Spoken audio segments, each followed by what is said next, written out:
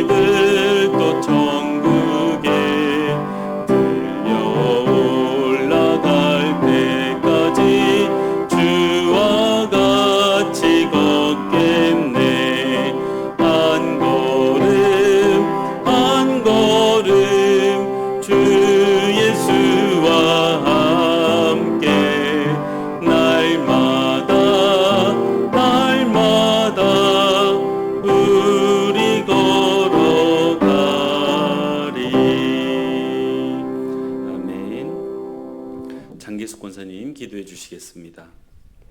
은혜와 진리 되신 만군의 여호와 하나님, 새벽 첫 시간 주의 전에 올라와 말씀과 기도로 하루를 열어주시니 감사합니다. 아멘.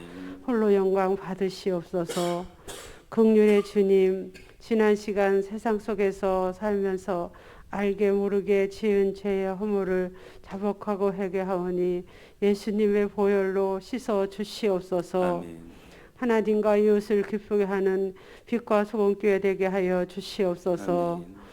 37년간 최상경 담임 목사님의 목회 후에 함께하신 여호와 하나님, 남은 목회 여정 후에도 함께하여 주시옵소서. 아멘. 은혜롭고 존귀한 은퇴 되게 하여 주시옵고, 내조하시는 장경의 사모님의 간절한 기도 후에도 늘 응답하여 주시옵소서. 아멘.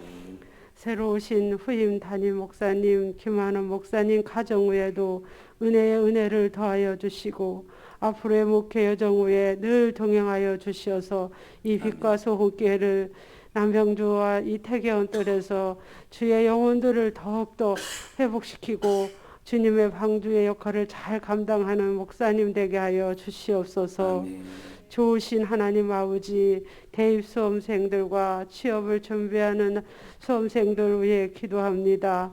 늘 평안함 허락하여 주시고 담대함 속에서 재와 능력을 더하여 주시어 원하는 모든 목표를 이루는 귀한 자녀들 되게 하여 주시옵소서. 아멘. 이 시간 주의 전에 올라와서 주님께 또한 온라인으로 예배드리는 모든 성도들의 간절한 기도에 함께하여 주시고 응답하여 주시옵소서. 아멘. 또한 환우들에서 기도합니다. 병실에서든지 집에서든지 아픈 곳 위에 손 얹고 기도하는 기도 후에 치료의 광선을 비춰주시어 나음을 얻고 회복의 은혜가 넘치게 하여 주시옵소서. 아멘.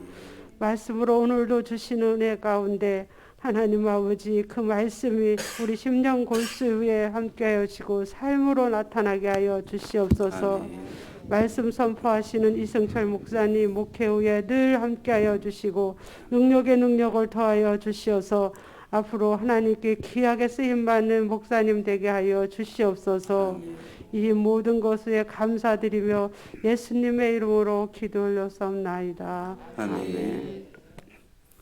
오늘 함께 살필 하나님의 말씀은 사사기 2장 1절에서 10절 말씀입니다. 한 절씩 교독하시고 마지막 절은 합독하겠습니다. 여호와의 사자가 길갈에서부터 복임으로 올라와 말하되 내가 너희를 애굽에서 올라오게 하여 내가 너희의 조상들에게 맹세한 땅으로 들어가게 하였으며 또 내가 이르기를 내가 너희와 함께 한 언약을 영원히 어기지 아니하리니 너희는 이 땅의 주민과 언약을 맺지 말며 그들의 제단을 헐라 하였거늘 너희가 내 목소리를 듣지 아니하였으니 어찌하여 그리하였느냐. 그러므로 내가 또 말하기를 내가 그들을 너희 앞에서 쫓아내지 아니하리니 그들이 너희 옆구리에 가시가 될 것이며 그들의 신들이 너희에게 올무가 되리라 하였노라. 여호와의 사자가 이스라엘 모든 자손에게 이 말씀을 이르매 백성이 소리를 높여 운지라. 그러므로 그곳을 이름하여 복임이라 하고 그들이 거기서 여호와께 제사를 드렸더라. 전에 여호수아가 백성을 보내매 이스라엘 자손이 각기 그들의 기업으로 가서 땅을 차지하였고 백성이 여호수아가 사는 날 동안과 여호수아 뒤에 생존한 장로들 곧 여호와께서 이스라엘을 위하여 행하신 모든 큰 일을 본 자들이 사는 날 동안에 여호와를 섬겼더라. 여호와의 종 눈의 아들 여호수아가 110세에 죽음에 무리가 그의 기업의 경내 에브라임 산지 가스산 북쪽 딥낫 헤레스에 장사하였고 그 세대의 사람도 다 그 조상들에게로 돌아갔고 그 후에 일어난 다른 세대는 여호와를 알지 못하며 여호와께서 이스라엘을 위하여 행하신 일도 알지 못하였더라. 아멘. 매일 기도에 오신 여러분 환영합니다. 하나님께서 오늘도 여러분에게 꼭 필요한 은혜 주시기를 바랍니다. 그래서 꼭 은혜 누리시는 이 시간 되시기 바랍니다. 먼저 살필 하나님의 말씀은 1절 말씀입니다. 함께 합독하겠습니다. 여호와의 사자가 길갈에서부터 복임으로 올라와 말하되 내가 너희를 애굽에서 올라오게 하여 내가 너희의 조상들에게 맹세한 땅으로 들어가게 하였으며 아멘. 또 내가 이르기를 내가 너희와 함께 한 언약을 영원히 어기지 아니하리니. 아멘. 첫 번째 기도 제목입니다. 길갈에서 오시는 하나님을 만나 베풀어 주신 은혜를 기억하며 그 은혜를 자녀들과 나누는 성도 되게 하옵소서. 다시요, 함께 읽겠습니다. 길갈에서 오시는 하나님을 만나 베풀어 주신 은혜를 기억하며 그 은혜를 자녀들과 나누는 성도 되게 하옵소서. 아멘. 사랑하는 여러분, 하나님의 사자가 우리에게 찾아오신다면, 우리에게 지금 오신다면 어디에서부터 오실까요? 잘 모르시겠죠? 근데 저희가 보통 하나님의 사자가 오신다고 하면 하늘에서 온다고 생각하기가 쉽습니다. 실제로 창세기 28장을 보면 야곱이 베델에서 잠을 자면서 꿈을 꾸거든요. 근데 그 꿈에 보니 사다리가 하늘에 닿았다라고 했습니다.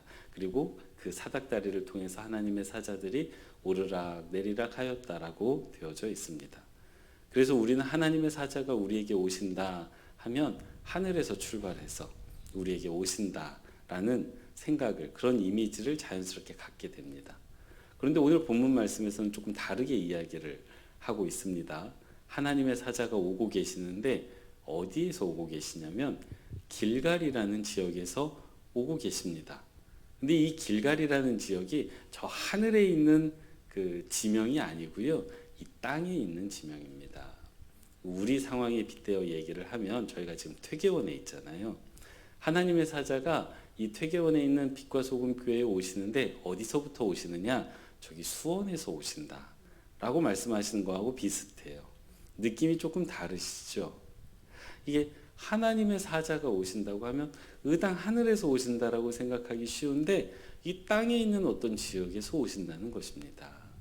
그래서 오늘 이 새벽에는요, 하나님께서 하나님의 사자, 하나님과 동일시되는데 하나님께서 길갈에서 오신다, 즉 이 땅에서 오신다는 그 의미가 무엇인지, 그 영적인 의미를 좀 살피고자 합니다. 그럼 하나님의 사자가 하나님께서 왜 길갈에서 오고 계실까요? 하나님의 집이 혹시 하나님께서 거주하시던 아파트라도 길갈에 있었던 것일까요? 그래서 거기서부터 오시는 걸까요? 당연히 그건 아니겠죠. 우리가 왜 하나님께서 길갈에서 오시는지를 그 이유를 알려면 길갈이라는 지역이 어떤 지역인지를 먼저 알아야 됩니다. 이 길갈이라는 지역이 아주 중요하게 등장하는 곳은 여호수아 4장인데요. 이 여호수아 4장을 보면 길갈이 어떤 지역이냐? 이스라엘 백성이 애굽에서 나와서 40년간 광야 생활을 하잖아요. 그 광야 생활 끝에 마침내 가나안 땅을 들어갑니다. 근데 가나안 땅을 들어갈 때 무슨 강을 건너지요? 요단강을 건넙니다. 근데 그 요단강을 건너가서 도착한 지역, 그러니까 첫 번째 가나안에 도착했던 그 지역이 바로 길갈입니다. 근데 이스라엘 백성이 요단강을 배 타고 건너가지가 않습니다. 걸어서 건너가거든요.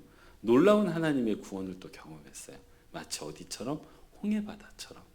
그래서 홍해바다가 이렇게 양쪽으로 갈라졌던 것처럼 요단강도 갈라졌습니다. 그래서 마른 땅을 건너서 마른 땅을 밟아서 요단강을 건너가거든요. 근데 하나님이 그 강을 건너갈 때 그냥 건너가라고 하지 않으세요. 기념품을 취하라고 하십니다. 그러니까 강 그 중간에서 각 지파별로 큰 돌 하나씩을 취하라고 하십니다. 그래서 각 지파별로 하나의 돌들을 취했어요. 큰 돌을 취했던 것 같습니다. 그럼 총 몇 개일까요? 12개예요. 그러니까 각 지파별로 하나씩 12개의 큰 돌을 가지고 요단강을 건너갔습니다. 그래서 그 12개의 돌을 그 길갈 지역에 세워두라고 말씀하십니다. 그러니까 길갈 지역에 가면 뭐가 있어요? 12개의 돌기둥이 서 있는 것입니다. 그러면서 하나님께서 이렇게 말씀하셨어요. 너희 후손들이 지나가다가 저 돌들이 뭡니까? 라고 물으면 당연히 묻겠지요. 갑자기 뜬금없이 큰 12개의 돌이 서 있으니까 물을 거예요. 그렇게 물으면 하나님께서 우리를 어떻게 구원해 주셨는지 그 후손들에게 이야기를 해주라고 말씀을 하십니다. 그러니까 길갈 지역에 가면 하나님이 우리를 어떻게 구원하셨는지 그리고 그 구원하신 이야기를 자녀들에게 들려주도록 하는 12개의 돌이 세워져 있는 지역, 그 지역이 바로 길갈입니다. 이렇게 보면 길갈이라는 지역에 아주 중요한 두 가지 의미가 있습니다. 어떤 의미가 있냐면요. 그 길갈이라는 지역은 첫 번째로 하나님이 우리를 어떻게 구원해 주셨는지를 기억하게 하는 장소이고요. 두 번째는 그 하나님께서 베풀어 주신 구원의 이야기를 나만 아는 데서 그치지 않고 자녀들에게까지 이야기를 해줘야 한다는 것을 깨우침을 주는 장소입니다. 그래서요. 이 두 가지 의미가 길갈에 있었기 때문에 그래서 하나님께서 길갈에서 오고 계시는 겁니다. 왜냐하면 오늘 저희가 읽은 그 2장의 말씀을 보면 이스라엘 백성들이 하나님의 은혜를 다 잊었습니다. 그리고 이스라엘의 후손들이 하나님의 은혜를 더 이상 알지 못하는 세대가 되었다라고 기록되어 있습니다. 그래서 하나님께서 길갈에서 오시는 거예요. 다시 내가 베풀었던 은혜를 기억해라. 그리고 그 은혜를 후손들에게 전해야 한다. 이것을 깨우쳐 주기 위해서 하나님께서 길갈에서부터 오고 계시는 것입니다. 사랑하는 여러분, 여기에는 우리가 깨달아야 되는 아주 중요한 영적인 교훈 세 가지가 담겨져 있습니다. 그 세 가지를 살피려고 하는데요. 가장 먼저 우리가 깨달아야 되는 것은 우리에게도 길갈이라는 장소가 있다는 것입니다. 우리가 살아가다 보면 자꾸 주변 사람들과 비교를 안 할 수가 없습니다. 그래서 내 옆에 있는 사람을 보면 하나님께서 은혜를 참 많이 주시는 것 같아요. 그래서 내 옆에 있는 사람은 지금 길갈에 있는 것 같아요. 은혜도 받았고 구원도 받았습니다. 저 집은 저렇게 좋은 일이 많은데 하나님께서 요단강도 갈라주셔서 길갈에 넘어가는데 왜 나는 없지? 왜 우리 집은 없지? 내 삶을 보면 길갈이 없는 것 같아요. 그래서 서운해집니다. 하나님이 나를 사랑하지 않으시나? 그런 마음이 자꾸 들 때가 있어요. 근데 돌이켜 생각해 보면 사랑하는 여러분, 우리 모두에게 우리만의 길갈이 있음을 깨달으시는 저와 여러분 되시기를 바랍니다. 제가 참 감동 깊게 들었던 한 권사님의 이야기가 있습니다. 이 권사님께서 정말 깊이 하나님을 만나셨던 이야기인데요. 이 권사님께 이게 아주 옛날 일입니다. 제 퇴교원 이 교회에 와서 들었던 이야기고요. 어제 전화해서 이 이야기 나눠도 되겠냐고 물었더니 이름 빼고 나누라고 하시더라고요. 이 권사님께서 어느 날 하루는 참 속상한 일이 있으셨어요. 그래서 너무나도 마음이 상하시고 너무나도 마음이 낙심하셔서 집을 나오셨습니다. 근데 마음이 얼마나 상하셨는지 신발도 안 신고 나오셨어요. 그러니까 신발을 챙겨 신을 만큼의 정신도 없었던, 그만큼 마음이 상하셨던 날입니다. 맨발로 집을 나오셔서 주머니를 보니까 돈이 얼마 없어요. 그 돈을 가지고 버스를 타고 평소에 가시던 기도원으로 올라가셨다라고 하셨습니다. 맨발로 기도원에 올라가신 거예요. 너무나도 속이 상해서 그 기도원 예배당에 앉아서 정말 2박 3일을 펑펑 우셨다라고 하셨습니다. 근데 그렇게 기도하는 중에 하나님께서 이 권사님을 찾아오신 거예요. 정말 살아계신 하나님을 깊이 만나고 이 권사님께서 완전히 새로운 사람이 되어서 그 기도원을 내려오셨다는 이야기를 들은 적이 있습니다. 이 권사님에게 길갈이 어디입니까? 이 기도원입니다. 권사님께서 살아계신 하나님을 만나고 그 구원하신 하나님을 만나셨던 그 길갈, 거기가 바로 그 수도원이죠. 기도원이죠. 사랑하는 여러분, 여러분에게 길갈은 어디이십니까? 돌이켜보면 길갈이 반드시 있습니다. 길갈이라는 지역이 반드시 있습니다. 여러분에게 하나님께서 은혜를 베푸시고 구원을 베푸셨던 그곳이 바로 우리의 길갈인 것입니다. 그 길갈을 잊지 않는 저와 여러분 되시기를 바랍니다. 나에게 길갈이 있음을 깨달으시는 저와 여러분 되시기를 바랍니다. 혹 지금 함께 예배하는 분들 중에 나에게는 이 길갈이 없는데 라고 생각하시는 분이 계시다면 바라고 소망하기는, 정말 바라고 소망하기는 여러분에게도 그 길갈이 생겨나시기를 바랍니다. 살아계신 하나님을 만나서 정말 하나님이 나에게 은혜 베푸시는구나 라는 그 추억의 이야기가 생겨나는 지역이 꼭 생겨나시는 여러분들 되시기를 바랍니다. 두 번째로 저희가 깨달아야 되는 영적인 교훈이 있는데요. 하나님께서는 이 길갈을 기억하기를 바라신다는 거예요. 하나님께서 길갈 지역에다가 진짜로 돌무더기 12개를 세워두셨습니다. 까닭이 무엇입니까? 기억하라는 거예요. 그 12개의 돌들을 바라보면서 내가 베풀었던 그 은혜를 잊지 말라 말씀하십니다. 그런데 여러분, 이게 참 중요합니다. 왜냐하면 아까도 말씀드렸듯이 저희가 믿음 가운데 살아가다 보면 믿음이 흔들릴 때가 있습니다. 특히 삶이 힘들 때예요. 삶이 힘들 때 하나님의 사랑을 의심하게 될 때가 어쩌다 한 번이 아니고, 저도 그런데요, 수시로 옵니다. 수시로 와요. 새벽에 하나님의 은혜 받았는데 오전에 하나님께 화내고 있는 나를 만날 때가 생각보다 많습니다. 그렇잖아요. 그때 우리가 무엇을 해야 되느냐? 길갈을 떠올려야 됩니다. 길갈을 떠올리면서 하나님께서 내게 어떤 분이셨는지를 기억해 내셔야 합니다. 제가 매일은 아니죠. 이렇게 일주일에 한 번 정도 이렇게 매일 기도회를 인도를 하는데, 제가 참 늘 부족하기 때문에 제가 오늘도 잘 전할 수 있을까? 그 의심이 항상 있습니다. 오늘 새벽에도 저 앞에 앉아서 기도하면서 저에게 있었던 그 길갈, 저의 길갈, 그리고 그때 베풀어 주셨던 하나님의 은혜를 기억하면서 그 하나님의 은혜를 붙잡고 제가 여기 올라왔거든요. 우리가 살아가면서 하나님의 사랑이 의심될 때, 믿음이 흔들릴 때 길갈을 돌아보면서 그 길갈에서 베푸셨던 그 하나님을 다시금 떠올리면서 그 하나님을 바라보면서 흔들리는 가운데서도 오직 한 곳 하나님을 바라보면서 나아가시는 저와 여러분 되시기를 바랍니다. 세 번째로 우리가 기억해야 되는 영적인 은혜는 하나님께서 우리에게 베풀어 주신 그 은혜를 우리의 자녀들과 함께 이야기를 나눠야 한다는 사실입니다. 제가 목회하면서 개인적으로 참 감사하고 제가 개인적으로 받은 축복이라 생각하는 것이 있습니다.